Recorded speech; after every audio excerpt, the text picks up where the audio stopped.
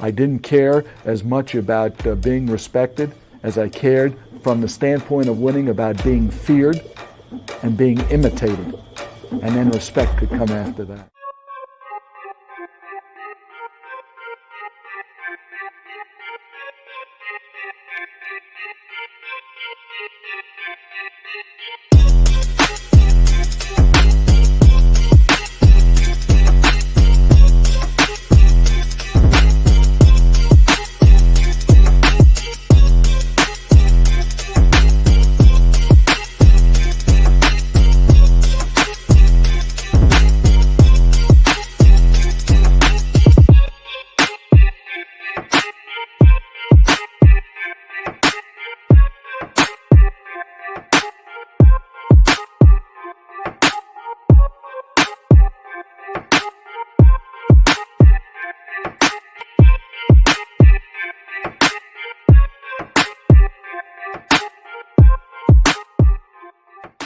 Yep, and there it is. And look, we got a lot to get into, man. This I don't know about you fellas, but Black Hotspot, what's going on? First of all, boys.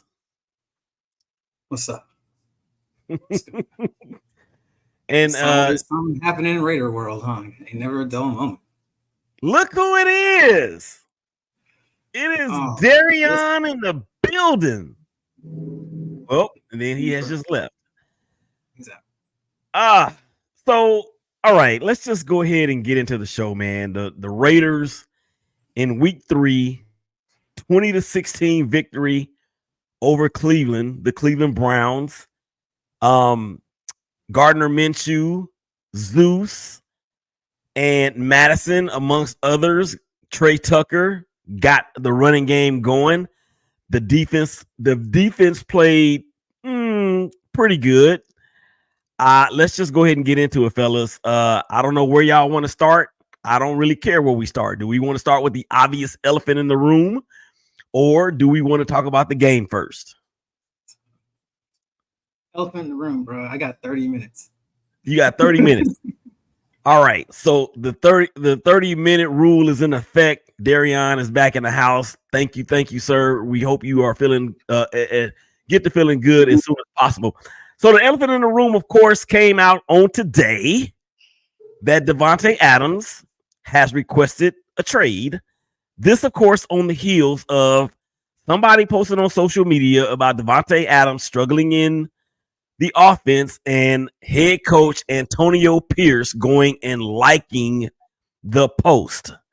At first, we figured that something was amiss because Davante did not play on Sunday due to a quote-unquote hamstring injury. He is week to week, and now we know why he's week to week. Hotspot, take the reins, brother. Okay, well, told y'all this was fishy in the chat when this happened, when the injury came out. I put his hamstring injury in quotes for a reason. The hamstring injury is code in this league sometimes. And he didn't seem to be injured to me at the end of the game that I watched. So my feeling is in this situation, like I've had some critiques of Adams and his play in this offense. I'm surprised because he's been in it before, but him and Minshew have not been on the same page. We had that fumble on what was supposed to be a wide receiver screen in the San Diego game. It cost us huge. Los Angeles. Los Angeles. Whatever. Whatever.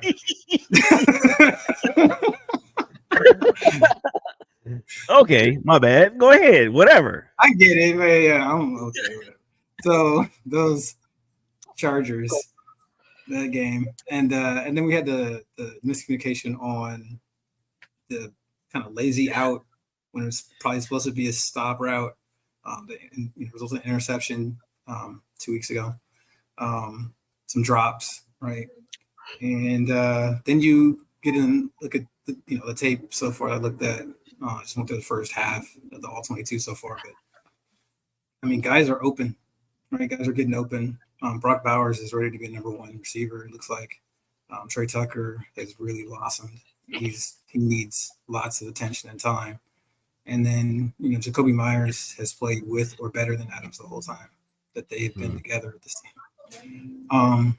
If we can trade him and get a first-round pick and maybe something else and position ourselves to get that big-time quarterback of the future, get our Stroud, our Jaden Daniels, right?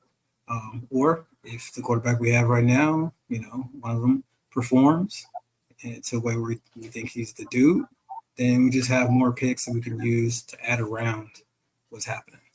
I just think this team right now probably doesn't have the time that Adams, we need more time than he has to give, pretty much, right? He's in win right now mode. We may be a year, maybe 2 years, right, away from really contending for a Super Bowl if we don't have quarterback in-house, right?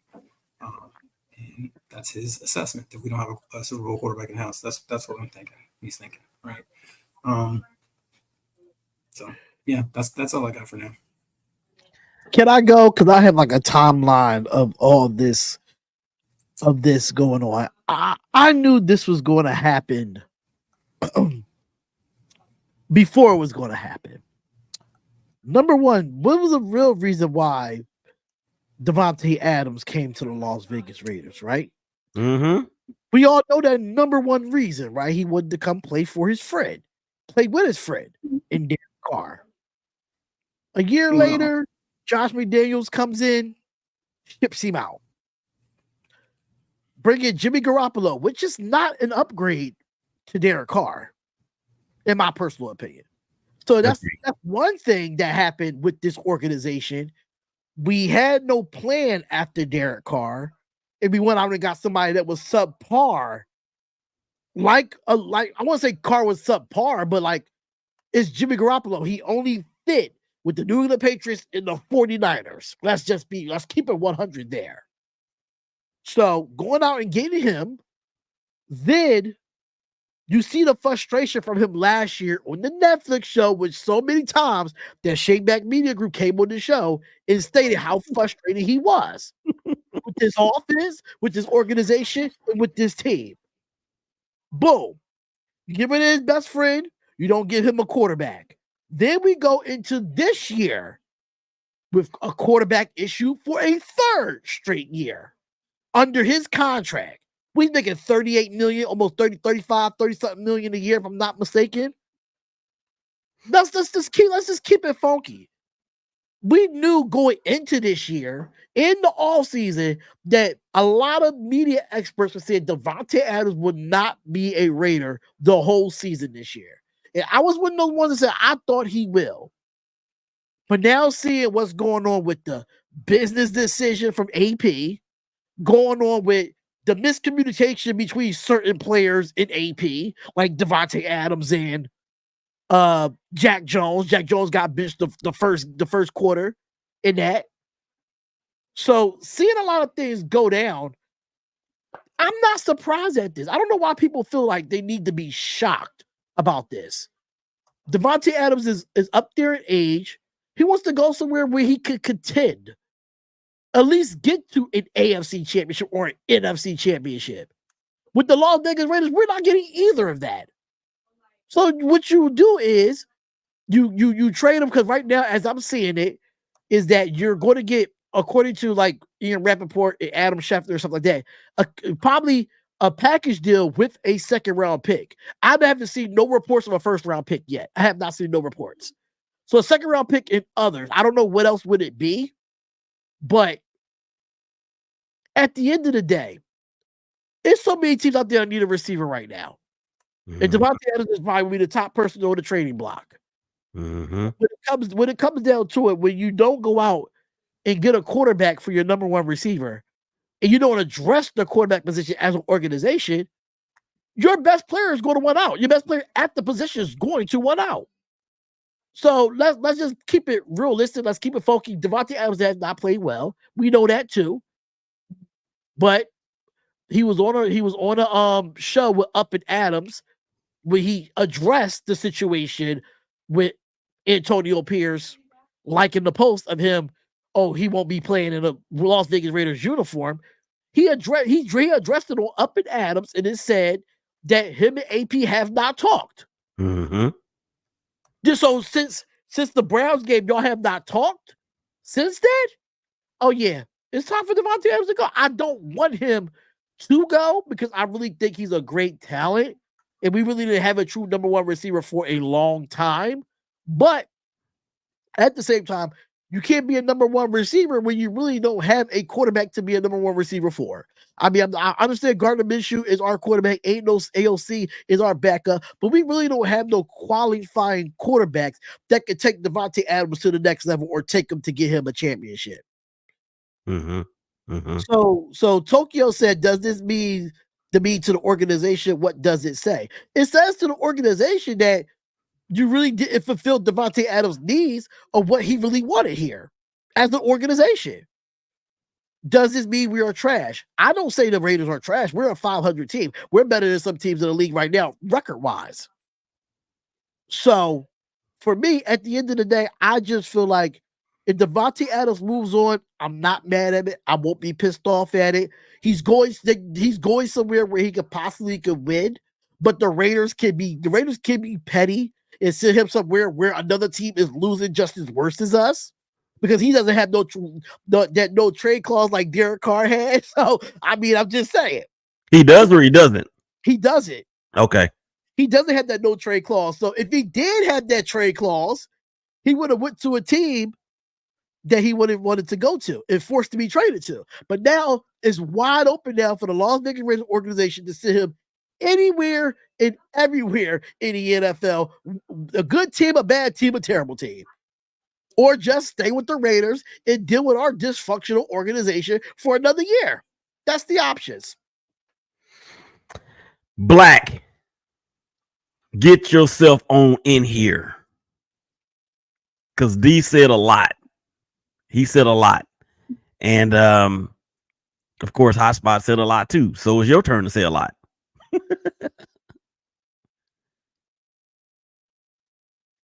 Why can't we hear him?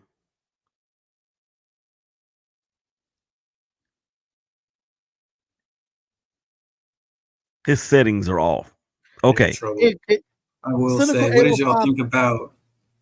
Oh, go ahead. Go ahead. No, I was gonna say Cynical 805. He said DL throwing a tantrum on the sideline. It's the high school shit also. Oh yeah, y'all can hear me. When can you hear me? Yeah, we can hear you now. When you're a frustrated wide receiver and you got mediocre quarterbacks in your arsenal, you'll be pissed too. Man, stop black. No. Okay. Go ahead, Black. That's a true statement. What you're saying, but we're gonna stop discrediting somebody else to cover up for another person. Like Gardner Minshew, y'all can say what y'all say about him. Mr. Issue, y'all missing it. Like he's playing cool.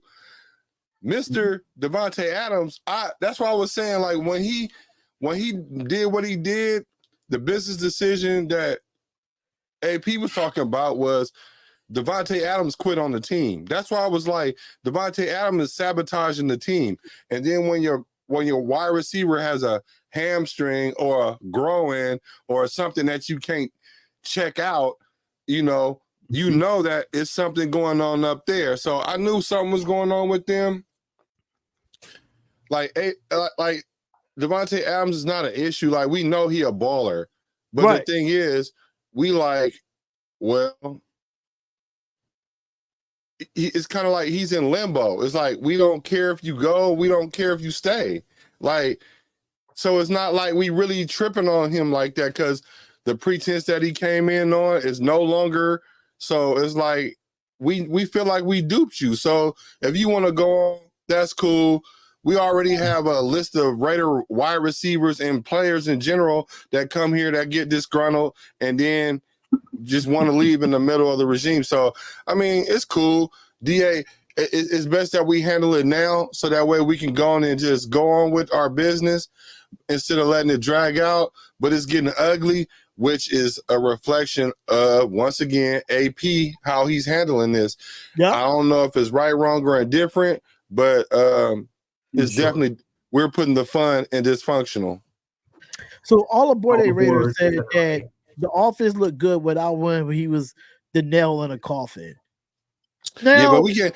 But it'd be delusional to sit here and think that we're better without Davante Adams. Now, granted, it might be better for the team in the short term that we get to see who we got, and then we also got to see Gardner Minshew without that number one.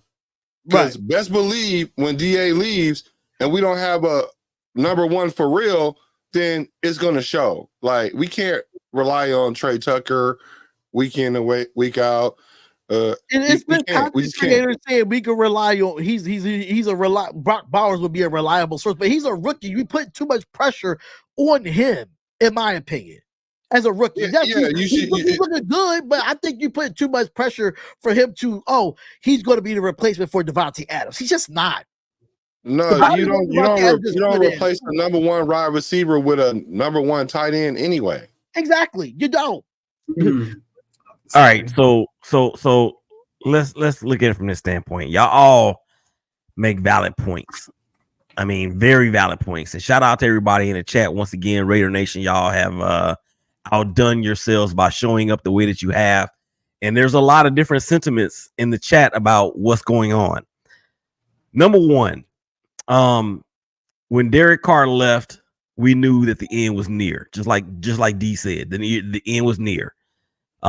Number two, Davante Adams is what, 30, 33, 32, 33? So while he is not on the down slope about to crash in his career, clearly his better days are behind him. Number three, I think for Antonio Pierce, the kinks are beginning to show as to why people are and were concerned about him being hired as the head coach of the Las Vegas Raiders in or during this season. Obviously, we are in a rebuild mode. Let's just go ahead and say it. We've been rebuilding for 25 years. But this feels different from those other years when we were getting our asses kicked all over the place. At least with this team, it feels like there is a little bit of a competitive spirit, a want to try to win. So I think that with that being said, and who knows, Davante might be a cancer and nobody is really saying it. Maybe him and Antonio Pierce aren't the homies that they try to portray it to be in the public. And if that's okay, and if that's the truth, then guess what? That's okay too. We know Antonio Pierce ain't going anywhere, not in the next couple years. We know that. Well, I don't know about that. No, he's not going anywhere. He ain't going anywhere. You don't know that. But okay, so let me put it this way then. If that happens, bro. I know. didn't think Gruden was going nowhere either. No, and they came out of left field with a racial scandal. Like, well, Gruden, it was time. The game had passed Gruden by. No, it hadn't. Yeah, he was playing that whole other conversation. But go ahead. Let's not even go there. We got to come way back. Yeah. Okay. Yeah, I don't want to talk about John Gruden in his 1998 wing T offense that he ran with the Las Vegas Raiders. You can say what you want to, but our record was getting better and better when he was a coach. Better into the second half, and we lost almost every game at the end of the year and missed the playoffs. No, man, come on, y'all didn't shut me down with my points. I'm just saying, you had a point, Shake Back Media Group, that 1998 I formation predictable offense in the top class of by. I love John Gruden. What was our record last year? It doesn't matter. No matter what. No, I'm asking. What was our record last year? Our record is terrible every year. What was our year-to-year record the year before that? We went to the playoffs the year before that. Without Gruden. Yeah, with Gruden's team. Who was on Gruden's team? It became Derek Carr's team. Let's not front. It became Derek Carr's team. But anyway, I mean that's neither here nor there. Gruden is. All right. You gotta do that for all aboard. All aboard. No, now the last point I want to make was it's not the end of the world that Davante either wants to be traded or that we want to trade him. Right. It is it actually will benefit us in the long game because we can get some assets for him now. Are we going to get a first round draft pick? I don't think so. I don't think we'll get a number one. I can see us. I can see us getting a 2 and maybe a 3 or a 2 and maybe a 4, but they're not going to. And in all honesty, would we even want a number one for Davante Adams when we need other pieces and we can stack those assets as opposed to just getting one player or one pick? So I would rather have a couple of different picks or a multitude of picks rather than just a number one or a first round draft choice. You're not gonna get a number one for a 35-year-old receiver. No, I believe that. 31. No. He's 31, guys. 31. He's 30. He's 31. He's in his early 30s. Well, I didn't literally mean 35. A post 30 wide receiver. Let me say post 30. Yeah, post 30. And that's okay, man. I mean, when has it ever really been a bad thing to get multiple picks for a star receiver or a star player? That is multiple picks. I would like to have one pick and get a player, in my opinion.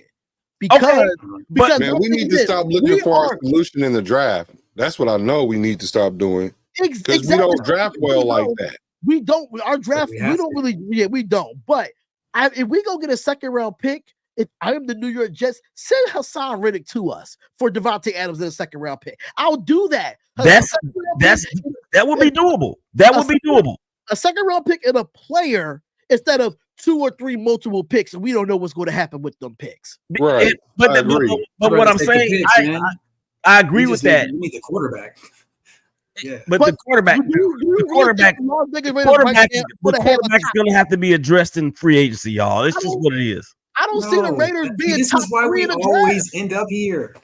We always end up here. We always end up trying to recycle an old quarterback. We have to draft. What quarterback did we draft that was good? Derek Carr was the last quarterback to draft. Do you know how many times we drafted a quarterback in the first round in our history? 3 times. We have to stop this. All the good teams, they draft their guy. We have to go draft our guy. We gotta look at they draft their guy, but one thing the Raiders don't do is they don't know how to negotiate well as an organization. No, they have the league conspiring against them to try to trade. I'm not putting that against the league. We need to trade up and make it happen. I'm not putting that against the league because when they got CJ Stroud, when the Texans got CJ Stroud, they moved up in the draft. They got Will Anderson. They went out and got their guy, and they gave up a lot to do it. The Raiders got to give up some shit. We gonna have to give up some shit to do that. That was Josh McDaniels' fault, man. I'm just saying, as an organization in general, when do we ever trade up for a top pick? That was last time we actually traded up for a top pick. That was Josh McDaniels' fault. That was Josh McDaniels' fault. Look, we always gonna keep blaming something on somebody. Like we not gonna draft no good ass quarterback. We not gonna do that now. Look, it's possible. You know what I'm saying? Like if we get up in, like for some reason we can get in the top 5 of the draft this year, we can get conceivably a pretty good quarterback to groom. But then what's gonna happen? We're gonna try to throw him out there too early.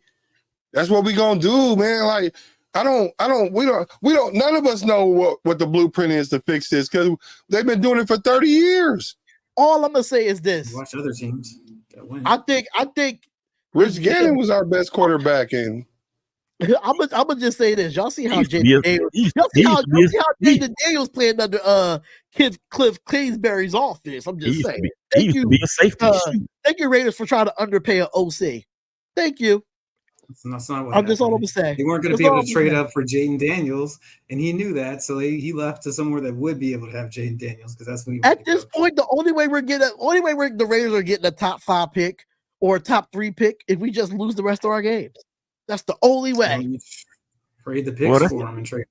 That's the only way you can. I mean, not the only way, but I see what you're saying. That's the more realistic way. I see what you're saying. That's the, right. I mean, I just don't see us being in a. I don't know. I just feel like every time we get a top 10 pick or at least a top 20 pick or some type of first round pick, you be like, what? What did we just pick? Outside of me, I was like outside of Brock Bowers, what? What did we just pick? I'm like, So this is- okay. Our GM has shown that he can pick players. Let's let him pick players, right? Let's go trade up and get a quarterback. He's shown he can identify them, right? If he really wanted a quarterback, he should have traded up this year. It takes two to tango. There's no way in hell if I'm the Redskins, I'm trading away Jaden Daniels. I'd ask for the moon. Look how good he is. Yeah. They're going to want Max Crosby and Howie Long and Jim Plunkett and everybody else to come. That's his hometown, bro.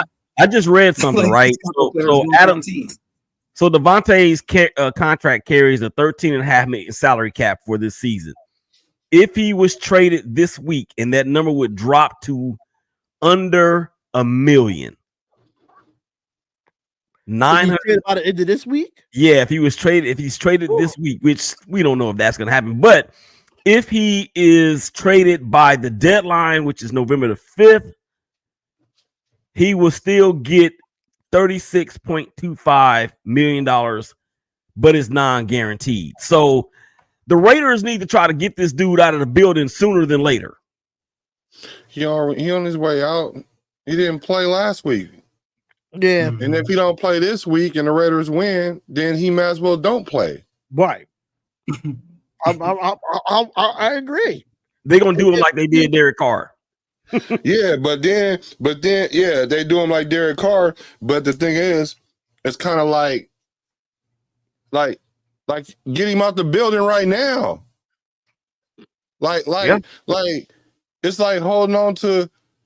It's like going to the store and buy. You know, when you go get the little steaks and they say, if you buy today, cook it or freeze it is good. But then you go buy it for the discount, throw it in the refrigerator and let it sit for like a week. Like now, like it's not a discount no more. You know what I'm saying? Like, if we can save hella money by getting rid of him now, get rid of him now. Like, trust me, it ain't gonna take 2 weeks for teams to be like, we want Davante Adams.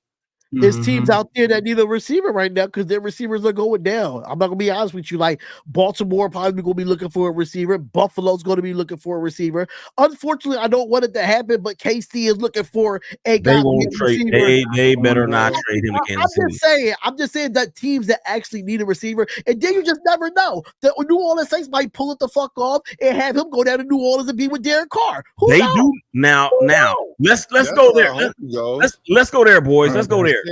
Send us Rashid Shaheed. Yeah, let's go there. So what are we realistically thinking he may end up? I would love to see him in New Orleans with Derek Carr. I would. He's going to the Jets. I gotta go, guys, but I'm just saying like this. He's gonna end up with the Jets, probably for a second and a third that's conditional, might end up being a fourth, something like that. It'll probably be pretty quickly. It's probably already halfway worked out. So okay, him and Aaron gonna join up with that defense. If I'm the Jets, that there's no way that I let this go by and let anybody else get him. So the hope is that we get a bidding war, right? That the Jets and Baltimore and Buffalo all want, right? And then we can maybe squeeze a first out of that, right? Because the Jets get desperate. Otherwise, it'd be for like a second and a fourth. And yeah, that's my opinion. But I gotta go, and y'all take care of it, brother. All right, man. All right, man. Later. Be safe. More important things to do. Right. This is the dysfunction of Raider Nation. That's all it is. It's just that's all it is. That's all it is, man. At the end of the day, this is what happens, man. This is what happens, and we get this kind of news, and you see social media going crazy, all the content creators going crazy. They posted I felt this coming.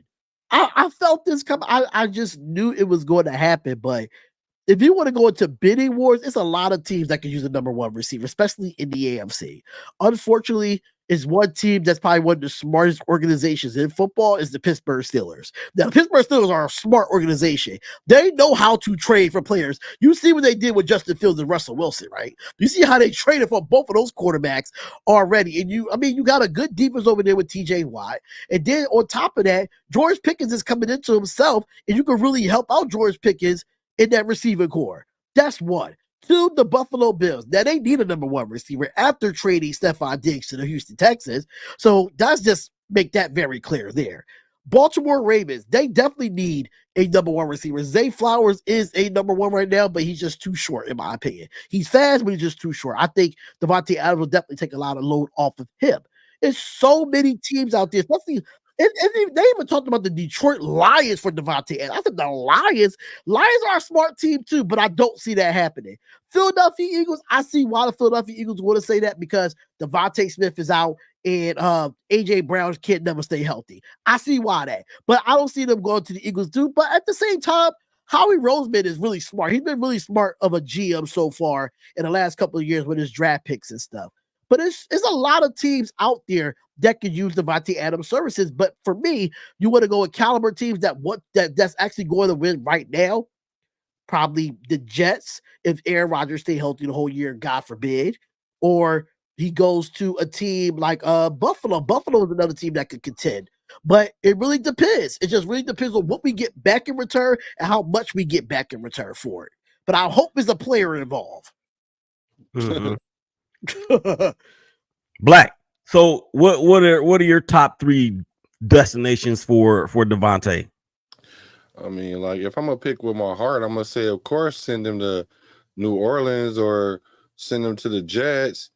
But now, if I'm just thinking realistically, if I had him and I was the GM, I gotta go look at the places that have play. Like you said, I need a player. Like I need a player and some draft picks because I need a player so I can get something out of it right now. And I need some draft picks so I can get something out of it later. From the town, I don't know if y'all had this when y'all grew up. They had little now laters. Yep. We need some now laters out of here. I want some now to save some for later. So we need to be able to get some production, hopefully at running back or at least a receiver. I'm talking about a quality receiver and draft picks, whether it be a second and a fourth, a second or a third, or whatever it is, because I don't care what it is, because we can always use that draft pick to move up in the draft next year. Like, if we really trying to get a quarterback, if we trying to get one of them 3 top quarterbacks, maybe we can package it up with one of them draft picks. You know what I'm saying? So we need everything. But the only problem with the draft picks, if we trade them now, we don't know where we will be at with those draft picks. Like we don't know depending on our record. So try to go get a quarterback in the first round. I don't think the quarterback class coming out of college football is not that deep. So if you're not in that top 5, after that is just what's the rest out of Cam Ward, Shador Sanders, what's Beck. the guy from Carson Beck, Quinn Ewers. It's not really too many deep quarterbacks coming out of this draft like it was the last couple of years. It's not going to be like that. Yeah, and Quinn Ewers is also one of those quarterbacks. For me, man. Go ahead. No, go ahead. I just want to say that. Let me just get this to y'all head, like Gardner Minshew is our quarterback for the next 2 years at least. Like, so trying to like look like we need a solution tomorrow or next year. I don't think we need to look that short term. Gardner Minshew is a quality starter. Like the more and more I look at him, the more I start paying attention to him, the more I see the upside in him. Like it's starting to be more and more like this when it comes to him at AOC. Of course, I can say that because we're not seeing him play, but I'm seeing way more upside with Minshew. So I think whatever solution we come up with, it's got to be a long-term solution. We can't try to hit the bullseye while it's moving. I just feel like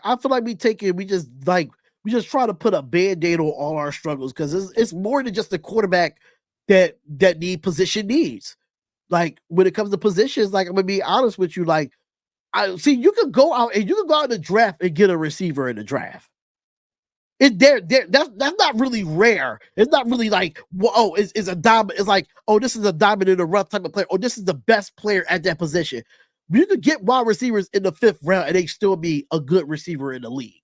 You can do that. We have seen it happen with Cooper Kupp, Puka Anua, but Akua without the injuries that they had. We've seen it happen. But when it comes to a quarterback, wasn't Davante a 4th round pick? I'm not too sure.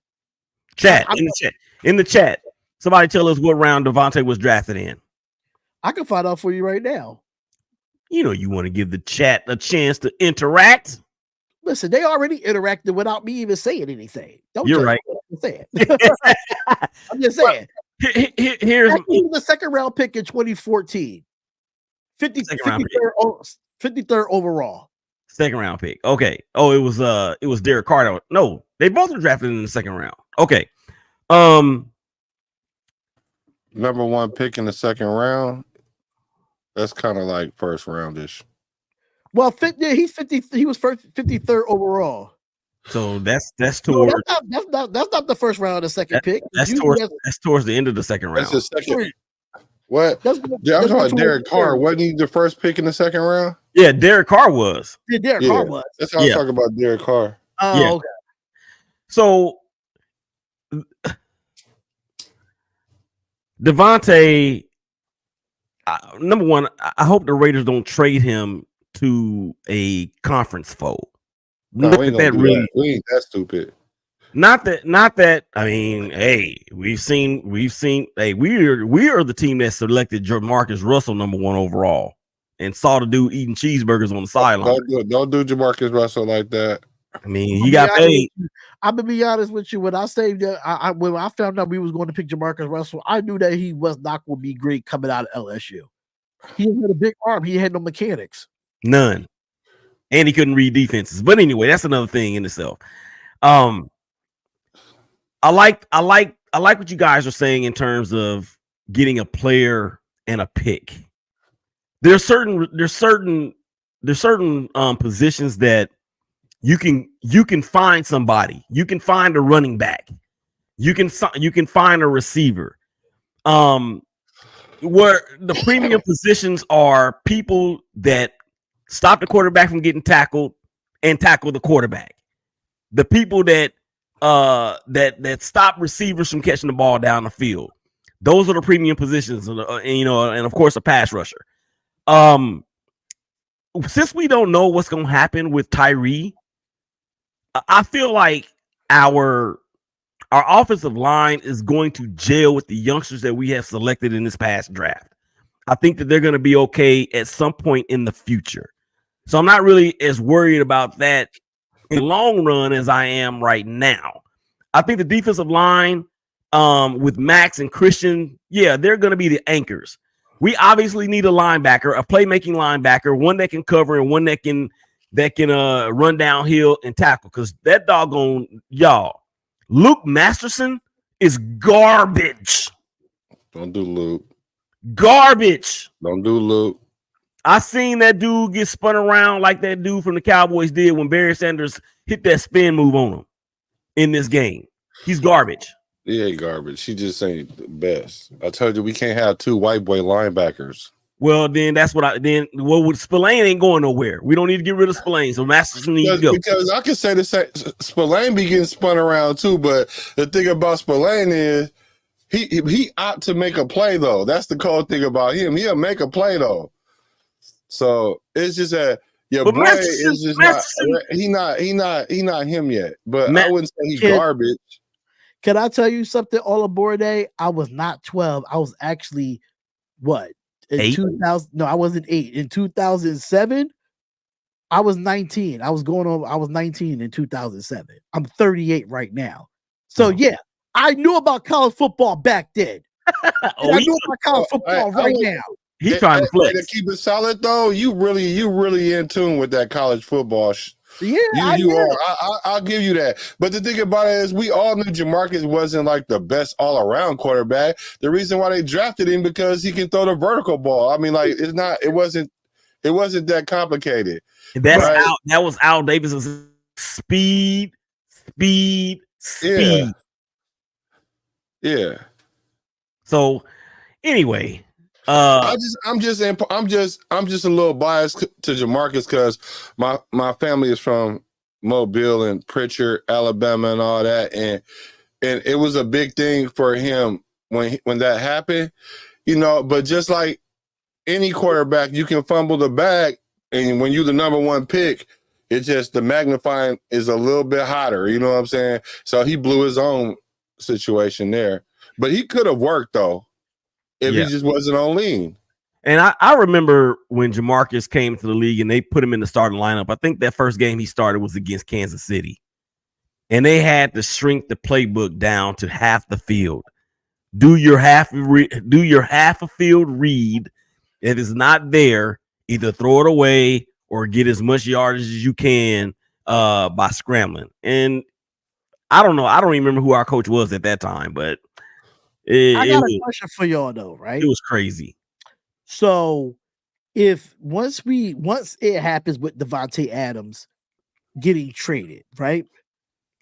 And I just PSA, public service announcement, Raider Nation, I see it on my Instagram all the time. I see it on Twitter. We're not trading for Wilson, the wide receiver, for the Jets. They're not going to get rid of Wilson for Davante Adams. They just not.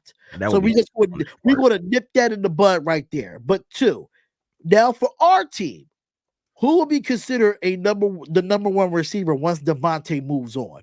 Jacoby. Who would you put in that spot that has to step up to the plate and be that number one threat? Jacoby. It's gotta be the lineup gotta be the way it was this week. Because my thing with Jacoby is he's a better receiver, but is it that he don't play the X receiver? Like, do he not know the X receiver plays, or can you not rely? I think we can rely on him like we rely on Davante, but does he not play that position? The thing about it is, now we're hearing it for the Davante Adams situation, right? You notice that Gardner Minshew's first look was at Davante, and he never really progressed to go see a Jacoby Myers or a Brock. Brock Bowers, you see that, or Trey Tucker. His first look was always Davante Adams first. I think now, seeing what we did against the Cleveland Browns, I think it's going to be a wide receiver as a collective. You're going to see different varieties of wide receivers coming, because you see Ramel Keaton, my boy from Tennessee, just got signed to the practice squad. He might be brought up because he has height and he has speed. So he might get brought up. You don't know, but I just feel like for what I saw offensively with the Raiders against the Browns, it's going to be a collective effort. It's going to be if Michael Mayer could come back, if Brock Bowers can get involved, if Trey Tucker can get involved, Jacoby Myers, the ball's going to be spread out a little bit more instead of directly thinking about, we got to get Davante Adams targets. So it became a force field. For me, for what I saw against the Browns, I feel like we spread the ball out against, I think we spread the ball out. If you look at the stat sheet, that, a lot of people had receptions in that game. It wasn't one person that had double-digit receptions and everybody had 2 or 3. It was like everybody had 3 or 4 each. It was complimentary football on offense. Okay, yeah. Let me say this, y'all. Y'all can't see this because somebody just commented on Twitter, and I don't know why they didn't put it in the chat. But TJ McKinley, Mr. TJ, or at Mr_TJ_Savage. He says, y'all barely beat us like y'all won the Super Bowl. It's cool, though, because we're going to run that back. Bruh, ain't nobody acting like we won the Super Bowl. What are you talking about? You a Browns fan? Yeah, no, I know what he means. He's a I know what he means. I know this is what he means. And I kind of agree. Like, the thing about our Raider fan base is, and I'm not taking up for him, but the Raider fan base is like this. Like week 1, we thought the sky is falling. And remember I told you we win next week. Ain't nobody gonna remember that. We won next week. Oh shit, okay, we got something. We supposed to beat them, lose that week. Oh my God, business decisions. We need to make business decisions. Make sure you subscribe to my page, Business Decision Sports. BIZNESS. And so then after the business decision was made, then we win the game. Now we don't need DA. Like we really We could have really lost that game in regular Raider fashion if it wasn't for the defense, because the offense stalled in the fourth quarter when we needed to close out the game. But what I'm thinking is, if we could win a couple weeks without Davante, then we don't have no excuse then, because we don't need him to win, obviously, because it is hard to win in the NFL. But what we're looking at is Cleveland has a good defense, so that's a good litmus test of how well our offense can be. But that's predicated on if we could run next week or not, because y'all saying we ran better, which we did, and I agree, but I don't think Zeus is going to be starting.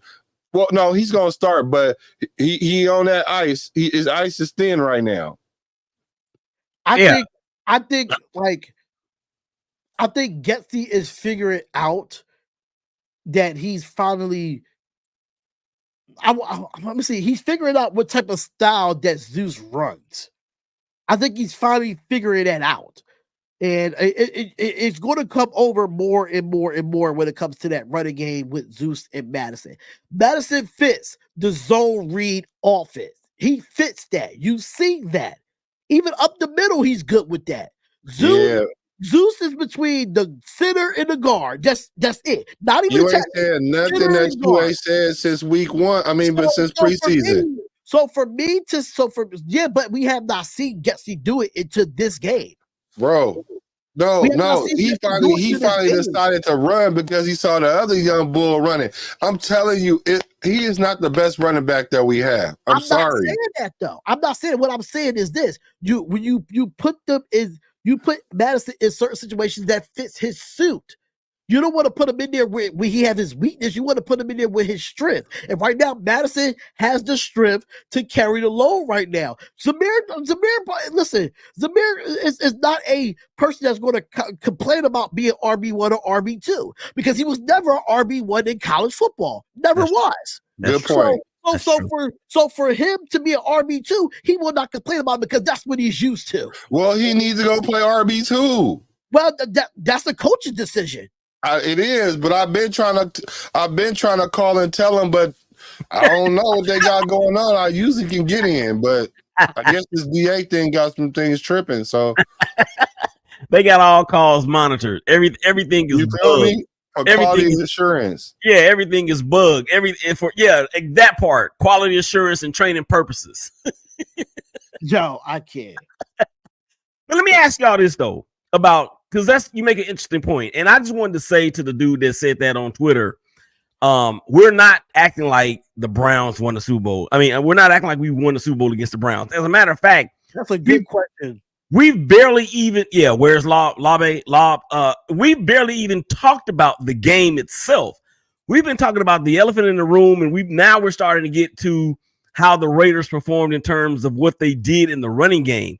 Nobody's out here saying, rah, we beat the Browns. Yeah. We beat Deshaun Watson, who is, in my opinion, is pretty cooked. That ain't what it is. So let me ask y'all this about Madison and Zamir. And Getsy, for that matter. Getsy obviously has that type of an offense where it's not the ground and pound. It's not the three downs in the cloud of dust. It's not that at all. We see that.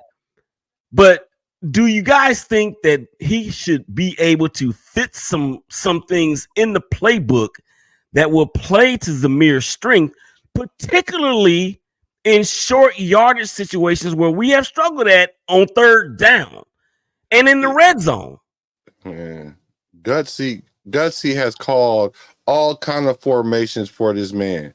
Like, I've seen so many formations for this guy. Like, you're bound to break one of them. I mean, like, damn. I mean, he did. He almost had a 94. He almost had a 94 yarder. He almost broke one. Yeah, he almost bust that. Now, let's be honest. Had that been one-on-one with Jacobs, he'd have been out. Like, but that just goes to show you how we feel about our running game when we got excited about that. He's got a whole bunch of different looks. What I think needs to happen for him is sit him back and see what happens and see how he responds, because there is no clear running back that we have. Because if we put him in certain situations, they're only going to crowd the box. We can only play action that so many times. You know what I'm saying? We can't be so predictable that we know when Zeus come in, they about to run here. When he's not in, they about to run out there. Like we don't want that. We don't want that to be our look. But We can get away with that a game or two, but I think it's gonna be running the football by committee, no matter who it is. True. We just can't rely on obviously, if you look at Sunday's game, we just can't rely on our running backs. No, we can't rely on Zeus because we ain't seen what Madison can do. We saw what Madison can do because I'm talking about starting. Had less carries and more. I'm talking about starting. I'm talking about starting. Yeah, it's a different mentality. Like starting, but at the same time, if you look statistically, like everybody had a chance to run the ball at least 5 yards a carry. The jet sweep with DJ Turner with 4 touchdowns. Like it was stuff like that. That's play call. That's a great play call and execution. Play call. But you see that it's going to be a collective. No matter if it's a running back or not, it's going to be a collective. Right. But let's say, for example, see that's true. Everybody getting the same carries. When you're the starting running back, it should never look like that. You should have 10 carries. This guy should have 4 or 5 carries and 1 jet sweep. But when you got 5 or 6 and 6 and 1, then that's an issue. Not an issue so much as bad. What I'm saying is now flip that and let Madison start. That's his name, Madison? Yeah. Alexander Madison. Yeah. Madison or Madison? Madison with 2 T's. Madison. Let Madison start, right? Madison start, come in, boom, get 2 yards, boom, get an 8-yarder, boom, get a 10-yarder, right? That's a whole different dynamic now because now the defense got to stay honest. Like Zeus ain't going to get carries if that happens. The reason why Madison's getting carries because the first 3-4 carries, Zeus is only getting 2 yards. That's why he's getting the carries. Really, like Rodney Alexander Hamilton? Really? What do you say? Alexander Hamilton. Because I was looking for Tyreek McAllister because I liked him in the preseason, and he came in and did really well too. He got banged up a little bit in the run game. He only had about 2 carries for 11 yards, but it was 5.5 yards a carry when he did get it. So I mean, when you look at Alexander Madison, the yards per carry was 12 yards a carry, even though he only had 5 carries for 60 yards. He's going to have to balance that out. He's going to have to balance that out with Zamir or like with DJ Turner or Tyreek McAllister. He's going to have to balance that out. Giving Zamir White 17 carries, knowing that you have other running backs that can probably run the ball just to even it out, I think you'll be smart. Because we just got to figure out. I think Madison should start now. But I mean, Zamir should just be the RB2 and put McAllister at 3, and then you bring in Trey Tucker on the end around or a DJ Turner on a jet sweep or something just to help out with the running game. You just never know. He mixed up gave it to Bowers out the backfield. The only thing I didn't like about Getsy in this game was the fourth quarter. We just couldn't move the football. We were just too complacent and too comfortable with our lead. Yeah, I don't know what happened there. That's a good point. I don't know what happened there. Like, you got to close the door because I'm sitting there thinking the whole time, like, we need to score a touchdown, get the 2-point conversion, then we can close the door on the game, like, for real. Like, right here, we could kill the game. But you let them linger on, and all it takes is one play because I think, didn't they call a play back? For who? Yeah. They threw a bomb and scored. No, Amari Cooper scored, and they called it back on the whole call. All it takes is one play like that. Yep. Because usually them calls don't go for us. They usually go against us. Yeah, it usually goes against us, especially with like a roughing the passer, which we had one of those, which I thought it was bullshit. That was bullshit. I don't care what nobody say. It was bullshit. But Adam Butler definitely got to him and kind of rattled him a little bit. But I mean, I think we kind of like did well defensively. We want to go to the defensive side of the ball. We didn't want to be towards the short Watson outside of that first freaking offensive drive they had and that big play that went back for us with Amari Cooper. That was just blown coverage. But we got a turnover on them. congratulations to the defensive line. Yeah. To Charles Snowden, shout out to Denarius Robinson, shout out to, I mean, even a little bit of Tyree Wilson as well. Yeah. You know what I'm saying? Shout out to them, you know, because they actually stepped up and got the reps that they needed. And we needed to see what we could do outside of not having Max Crosby. And I don't know if it was the Max Crosby effect or he was on the sidelines, whatever he was doing to say in their ear, but they was all go the whole game. So yeah, I get that to Graham. I get that to Graham. Like he did his thing. And you could coach up some things and it still don't translate on the field. But for you to coach it up and it translate on the field without your team leader and Max Crosby on the field, and like I was thoroughly surprised. I was happily surprised. You know what I'm saying? Like I was like, okay, we can hang at least one hat on this defense. I don't know about all the hats yet, but okay. Now I saw what we didn't see last week because we was like, damn, the defense gonna go when Max Crosby go. Now we showed that that's not necessarily the case. Great coaching on Graham's part. And shout out to Isaiah Palomalo too. Yeah. Hey, I've been telling y'all about Palomalu. Let that boy play. Hey, you can tell he was on fire for his first start, and he also got us in the right direction. The one thing I do like is we didn't hear a lot about Jack Jones. So I think they jammed him up and put him in the corner and hit the reset button on him, and he wasn't a problem this week. So when you don't hear nothing about him, then that's probably a good thing. I think Paul Mall, the cigarette. That's his new name, Paul Mall. Paul Mall. That's Palomalu. I know. That's his nephew. Is the nephew of Troy Polamalu? Yeah, that's his nephew. But you could tell, like, the range that he showed when I can't remember if it was Judy or if it was Amari on that late down play where he came across and jarred the ball loose. We haven't had a safety to do that in a long time, bro. And that was in the pot. That was actually in the cups of like Jerry Judy catching that ball. Yeah, so it was Jerry Judy. It was Judy the whole time coming over the top like this, and Powerball just came across, deflected that bad boy. Yeah, that was large. So here's what I want to say about our defense.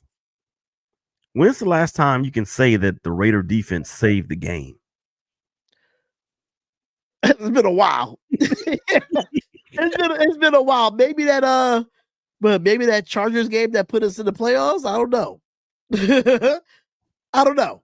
It could have been one of those games. I don't know. Yeah. Hey, there's TJ right there, the one I read from Twitter. He hopped on the YouTube chat, man. Appreciate all that, right. brother. Y'all hit the like button, hit the red, you feel me in the corner. Right. Is it this way or that way? The subscribe button should be over there. It should be on the right side. Well, wherever it is, just hit the button. Right. Like the little girl said in Rush Hour. Push the goddamn button. Right, just hit it. Yeah. All right. So let's get to the next. Well, we've already covered pretty much. We did almost everything here. Except we just previewed the Broncos game going into week 5. And how about the Broncos going to the Meadowlands and beating New York in a rainstorm? That was a nasty game. And holding Aaron Rodgers and that team to no touchdowns. But not only that, Bo Nix had -7 yards passing in the first half. It was a defensive wet game. That's exactly what it was. It was a defensive wet game. And I knew that, like, I got a feeling that was one of those games that was going to be weird. Mm-hmm. And it was. I'm not going to put nothing past Broncos defense. I know we're going to beat the Broncos. I want to beat the Broncos. I can't No. this is my trash talk week. No, when it comes to Denver Broncos fans, I can't stand them. I despise them. They get on my nerves. That damn donkey just kills me with these Broncos fans. You don't understand what I deal with on a daily basis at work when I have 2 Broncos fans at work. Hell no. This is talk trash week, and we need to keep our streak going. We need to keep our streak going. It's sweeping their asses. See? I can't stand the donkeys. So I can't stand them. It's so hard. Yeah, I get like that with the Chiefs a little bit. I get like that with the Chargers a little bit because there's not too many Chargers fans out there. It's like 3 of them, honestly. But I mean, but outside of that, when it comes to Denver Broncos fans, it's personal for me. It's personal. So let me ask you this. Are you saying this about the Denver Broncos and the Raiders on Sunday?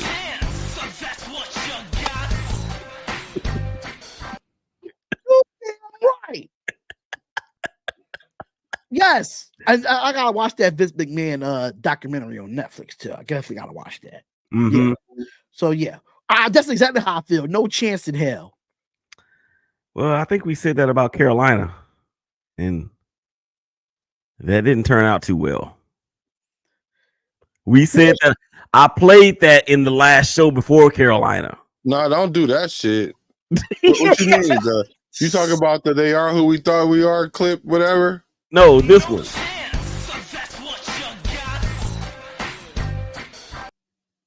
Vince McMahon. That's Vince McMahon's theme music. Yeah. Nah, hell nah. We better not lose to Denver. I don't care what we say. Talk your shit, Black. I don't care what we say. We better not lose to Denver. If we lose to Denver, then we need to rebuild. Straight up. Facts. No, I think we're not in rebuild mode right now. We trying to salvage a playoff team like from sinking like the Titanic. But if we lose to Denver, we just need to rebuild straight up. Like, right. Well, let's look at it and see what Denver has. Denver has Javonte Williams in the backfield, injury prone. They've got Cortland Sutton, who is he's probably a top 12 receiver. I wouldn't say top 12, but top 15 maybe. About top 15, going like about 17, 18. Well, I think that a lot of that is because of who he has had throwing him the ball. That's true too. Yeah, so and having the worst offensive lines in football too.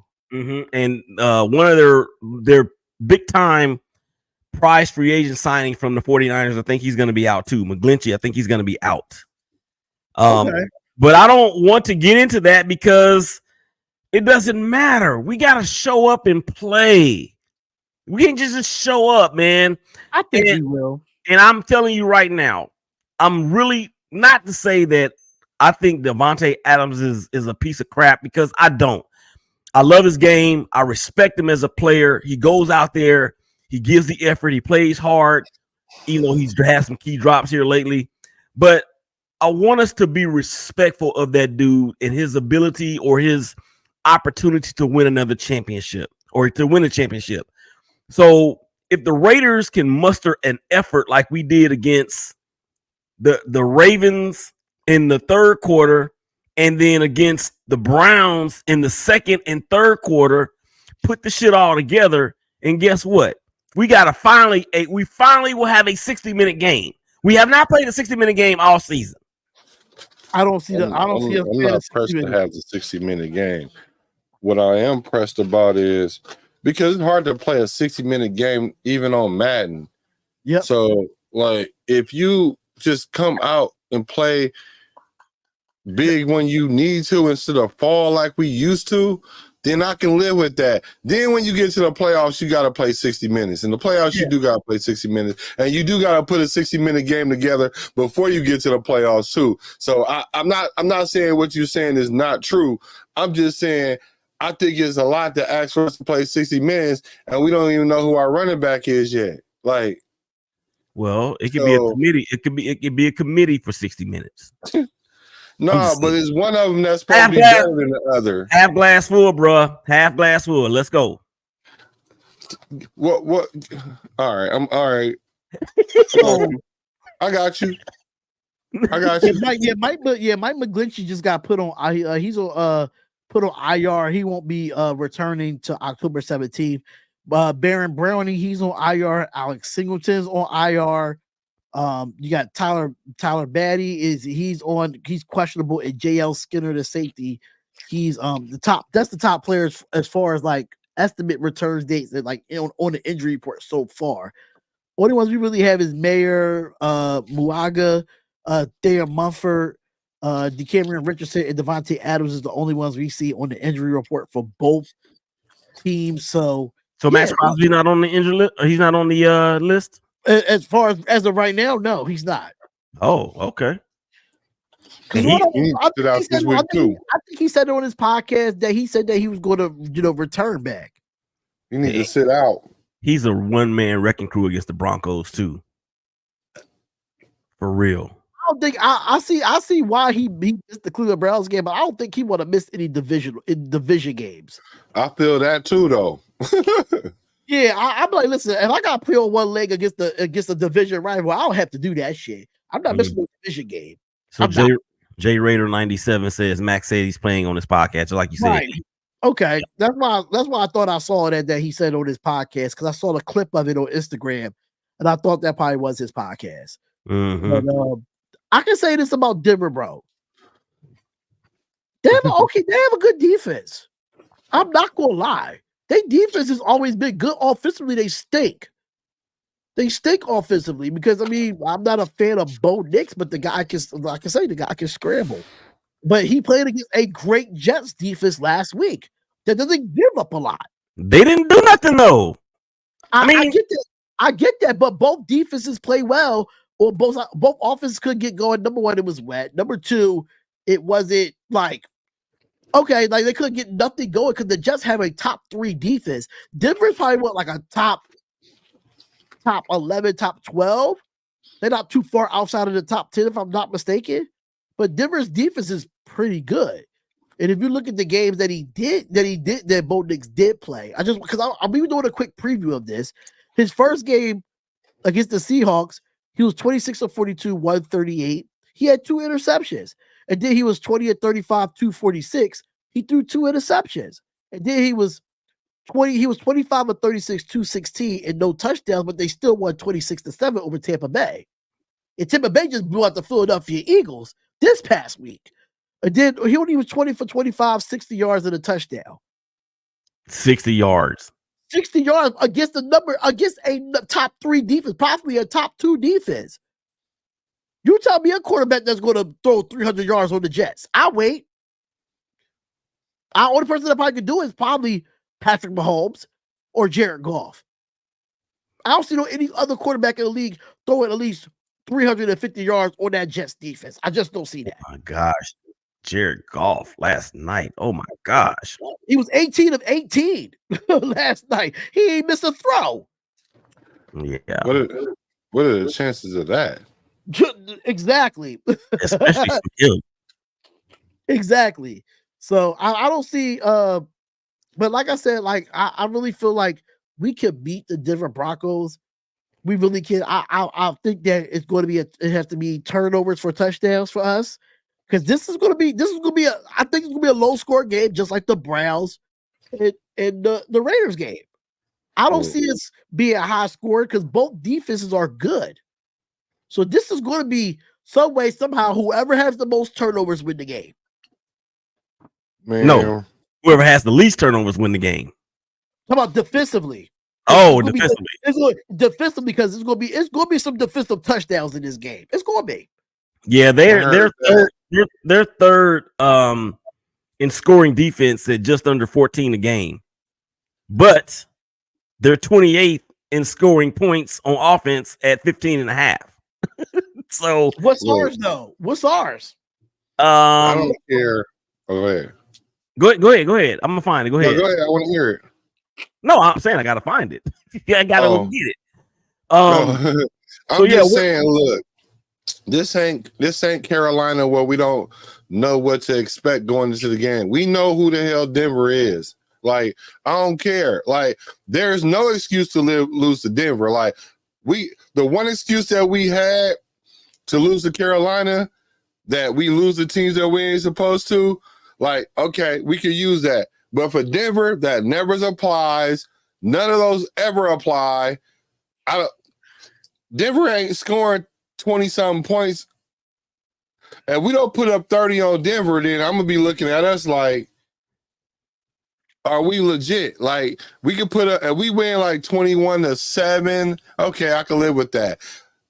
They're not a high power offense. They're not even a mid. They're mid. Like, come on. They're 30. We should beat them convincingly with Max Crosby out or DA out. Sorry. They're 28th, so that ought to tell you what it is right there. For the Raiders scoring offense 19th at just under 20 a game, giving up 24 points a game. So that's why our point differential is minus 21 on the season, and that's because of what happened against. You think that's from the Carolina game? Yeah, that's because of what happened in Carolina. We lost what, by 12? Yeah, we lost by 12. But we can't give up 24 points a game, though. Lost by 12 to Carolina and lost by what, 14 or 16 to the Chargers? Yeah, but we can't give up 24 points a game because we can't score 30 every game. No. Sure can't. No. That would be a difference if we could, but we just obviously our offense just would not show it. Mm-hmm. As of right now. As of right now, yeah. Our offense is week to week. So I mean it's week to week like injuries. For real. Y'all got predictions? Yeah. We're gonna kick a lot of ass. That's my prediction right there. I'm sorry, but I'm going 21-17 Raiders. Man, I don't even want to predict this game, bro, because it's like I said 17-14 Raiders over the Browns, and it was 20-16. It really should have been what, 20 to 8 or no, 20 to that fumble that they picked up in return for a touchdown. That should have happened. Could sign Mack for one season. Why would we go back and get Khalil Mack? And we was gonna do that. We should have been done it. Right, we should have been done it before the season started. Okay, I'm gonna go ahead and say Raiders 20, Browns. You mean 17? You mean Broncos? What I say, Browns? Yeah, Broncos. I said, yeah, I'm living in the past. Okay, yeah, Raiders 20, Broncos 17.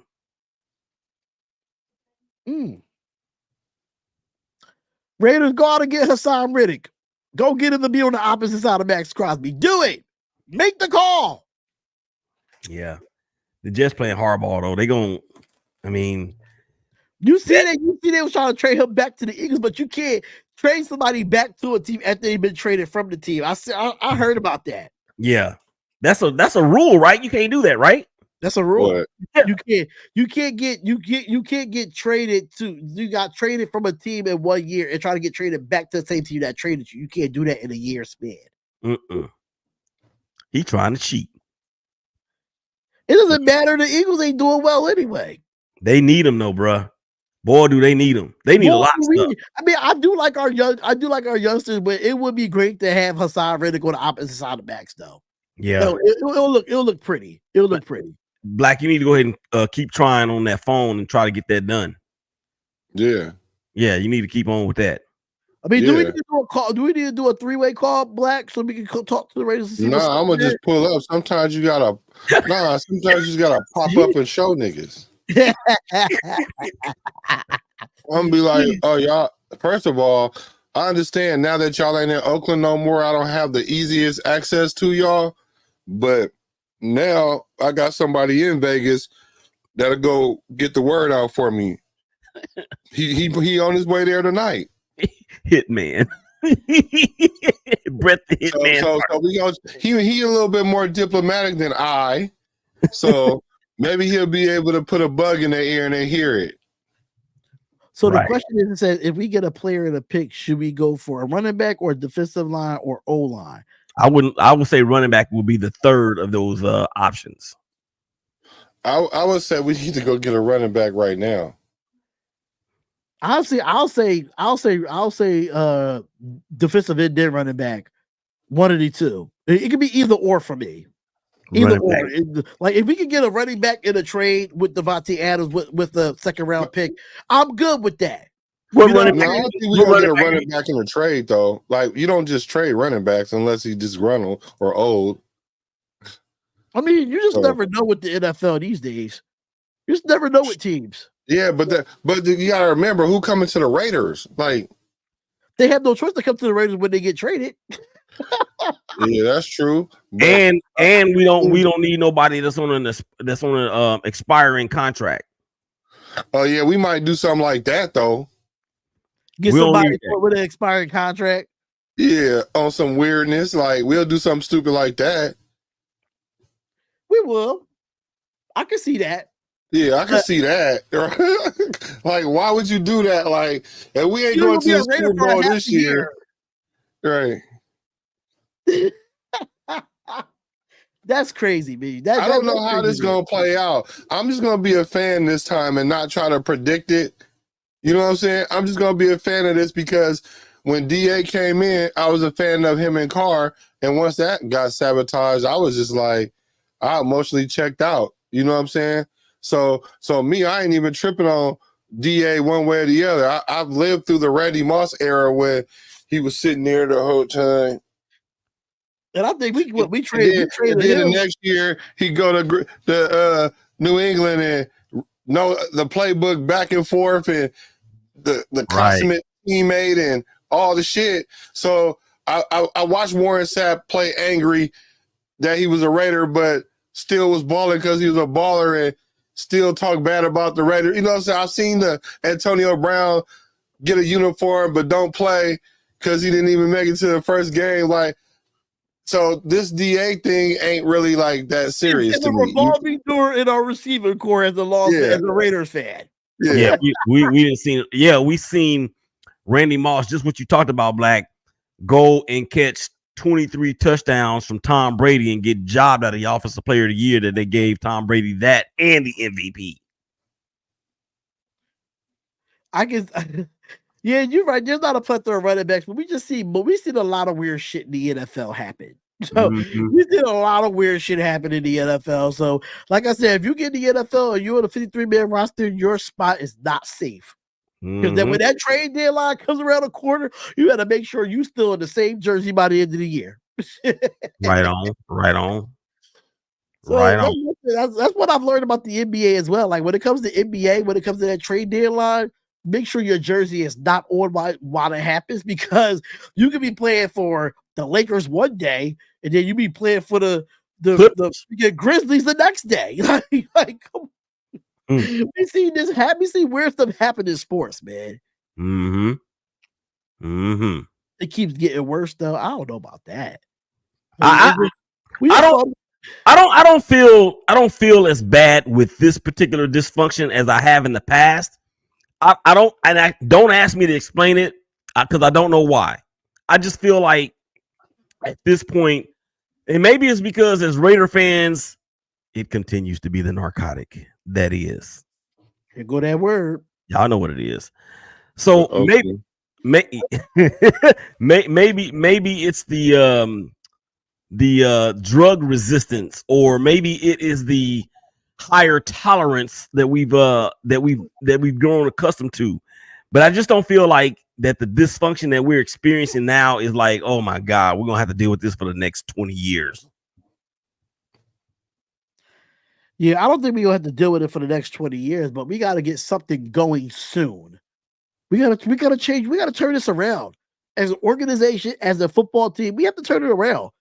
We have to start bringing, like, even though Las Vegas is an attraction for players to go here, but I feel like if we get consistent winning seasons and consistency out of from top to bottom in the organization, players will want to come here. That's just being realistic. Out of all the dysfunction that we've seen as Raiders fans, it's time to, like they said in the first, like, what was that? When we said change the narrative after the Baltimore game, we need to change the narrative as an organization. We need to change the narrative as a team and be consistent. Like, which I don't think it happens because the Raiders are just just dysfunctional all the way around. But we need attraction outside of just being in Las Vegas. Why players want to come here? Right. You know what cures all that? Winning. We'll win. Well, yeah, obviously. Winning a Super Bowl will cure all that. Boy, how far you think we are away from winning the Super Bowl? That's a great question, actually. You know, I could, like realistically, I could see realistically the Raiders. I don't know. Like the Raiders, they win the Super Bowl, it's gonna be on some fluke shit. You know what I mean? Like it's like them getting to the playoffs won't be the fluke shit because they got to be good enough to get to the playoffs. Sure enough, right? Yeah. Because we've had teams that was the best in the league and didn't win the Super Bowl, right? Yeah. But we can have a team that's playoff ready, right? I'm talking about. You never know. This is the team you didn't want to let in the playoffs because you just don't know. And then they come in and beat Kansas City first game or something, or the second game, and then it might be on from there. Mm-hmm. Oh, so to answer your question, though, I'm sorry. To answer your question, like, I think we could do it within 3 to 4 seasons. Within 3 to 4 seasons, it can be done. Will it be AP head coach around that time? I can see it being AP head coach. If he like stopped being the coach after about 2 seasons, then no, we ain't. But if he's like the coach for like 3 years, oh yeah, I can see us doing that. I could too. That's why I think our consistency needs to be at. Even though that like it's AP's first year, we did have high expectations for him because what he did last year. I just think we still need to give AP some time. Remember, he's still a rookie head coach. Yeah. You know, and I think one thing about the Raiders, us as a franchise, is always some bullshit. Like, I think we probably still would have had Gruden if Gruden didn't go through that bullshit. I still think we would have had Gruden. Yeah, we would have. We still would have had him. We got him in a 10-year contract. Who does that? Right. And then, you go out of, now we had the Josh McDaniels situation. And I knew that was doomed from the start. I already knew that was doomed. But I think that was the league doing us in, bro. Like, they don't want us to win for real. They don't want us to win for real, bro. Yeah, they don't. They don't want us to win. So, but the thing about it is, though, if they don't want us to win, we gotta knock down that goddamn door. Well, right. The messed up thing about the league is, and I hate to take this side street, but first of all, this is sports entertainment. Like, anytime a team gets a new stadium, they got to hold the Super Bowl there, which they've done for the Raiders. And usually the team will win a Super Bowl to help pay for the stadium. You know what I'm saying? Like they won't play with us like that. Like, we might not have to necessarily win it, but go, you know what I'm saying? Type deal. They're gonna do everything to stop us from doing that. I promise you. Like, so we just gonna have to ball out and then just do the unexpected. And this season is kind of looking like that, but we don't know what we got going on. So, but what I do know is, I'm seeing that when we get confronted with things, we're overcoming them. Because somebody did say AP got a great record after a loss last week, and I just glanced over that when they said that, but it was in the back of my mind, and it rang to be true. Mm-hmm. Mm-hmm. And just to let y'all know, WrestleMania will be at Allegiant Stadium as well next year. Just to let y'all know. Damn. I don't care about that. I do. I'm a big wrestling fan. Don't judge me. No, you good. I ain't judging you. I mean, I used to be back when Stone Cold. Yeah, I mean, I'm not gonna lie. Wrestling is more on the entertainment side. We all know, is on the entertainment side. But at the end of the day, listen, when I ain't got no football and I ain't got no basketball, what I turn to? Baseball. Baseball, shit. Only watch baseball in October. It is October. I'm about to start watching it now. Right. That's the best time I watch baseball. I don't watch baseball all year round. I'm not watching. Who's your baseball team? That's the only hometown team that I have is the Philadelphia Phillies. But okay. I love me some Oakland A's though. I got some A's shit in my closet. So Yeah. I love my Phillies, but the A's got the best colors in football. I mean, baseball. I'm sorry, because Yeah. I'm Yeah, all day. I picked the Phillies to win it all in my preview show today. Oh yeah, Yeah, bring it home. yeah. Bring it home. But let's go ahead. You can wrap this up, Willie. You can wrap this up, brother. You got it. All right, man. So again, shout out to everybody in the chat. Do what Black said to go and hit that button on the left or the right or the bottom or the top, and we here. Shout out to Hotspot, man. We appreciate your candor. And it's time, it's time for us to go, man. So with that being said, y'all know how I like to do it. Y'all stay safe. Y'all hug each other. Y'all love each other. And I promise it's gonna be all right. And we will holla at y'all again real soon. Peace. We out. I didn't care as much about being respected as I cared from the standpoint of winning about being feared and being imitated. And then respect could come after that.